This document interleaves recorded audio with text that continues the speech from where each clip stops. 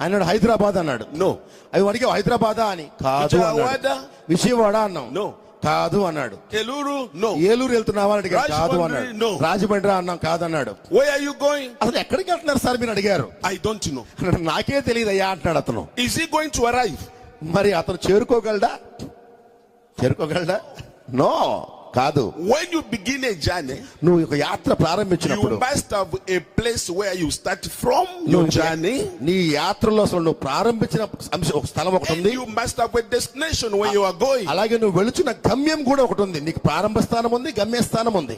Your spiritual journey అలాగే నీ ఆత్మీయ యాత్ర కూడా took you out of denominations, నిన్ను సంఘ శాఖల నుంచి బయట took తీసుకొచ్చింది. you out of sin. నిన్ను పాపముల నుంచి తీసుకొస్తుంది ఈ రోజు. You have a destination. అయితే నీకు ఒక గమ్యం ఉన్నది ఈ రోజు సోదరుడా.